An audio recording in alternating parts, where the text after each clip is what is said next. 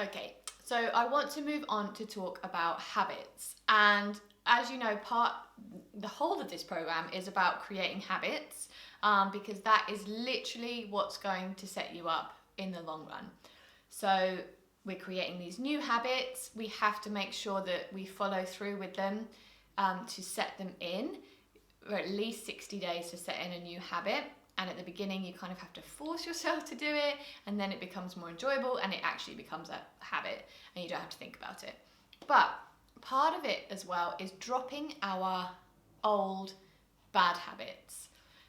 So I want you to kind of think about a couple of bad habits that you have that you just want to let go. So don't think about too many, narrow it down to 3 and just think about, I need to let that go. That is a bad habit. I need to let that go. Once you've written it down, you've kind of made a commitment to yourself to work on it. The way we're going to work on it, we're just going to think about where that habit came from.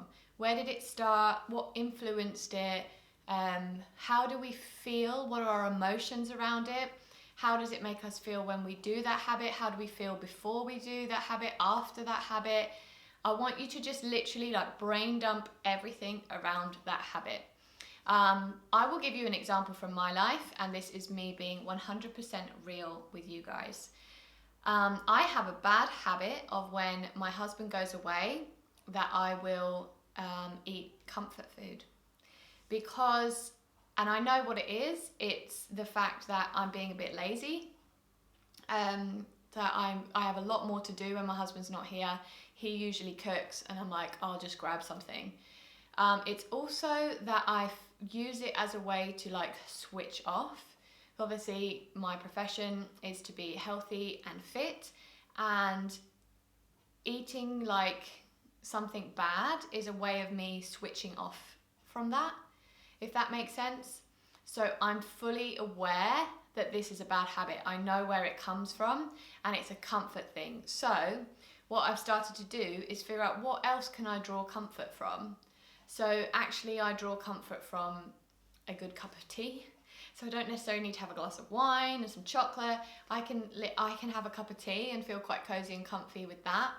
And just using other tools to switch off. So switching my phone off in the evening, so I'm not working all the way into the evening, and always reverting back to my core values. And my core values are to nourish myself with healthy food.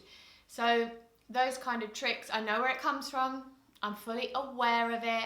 If it happens now and again, I'm not going to beat myself up about it, but I don't want it to become a habit. So I'm becoming more aware of it. I'm figuring out ways that I can overcome it. I know the emotion when it comes on, so I can feel like, oh, it feels like one of those nights where I'm like, I just want to get cozy with some chocolate. I'm like, what else can I do instead? How else can I get cozy and give myself that self-care without doing something that's actually detrimental to myself? So that's me being completely honest with you and just opening up. And I'm not perfect, guys. Like, I don't think I could teach this course if I was perfect, because I need to be able to relate to what it's like to go through this, and I do relate. Okay, so obviously a lot of our bad habits are probably around food, so it's really good to dig deep now and see where you got those bad habits from. They might have come from family members. Did your mum have a weird relationship with food and she's handed it down to you? Is it, coming from something, maybe you need to look a bit deep with your partner. Maybe there's something there that food is actually masking, that an issue you might need to bring up.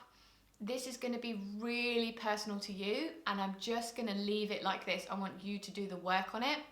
If you want to have a chat about this, book in a time with me that we can book in a half an hour call slot and we can talk about this and work it through, okay? Because this is going to be personal to you. But just become aware of your bad habits. Where did they come from? And how can we release the emotions around them? So I'm just going to leave those pointers with you, and I really want you to do the work on this and start creating and leaving space for those new healthy habits.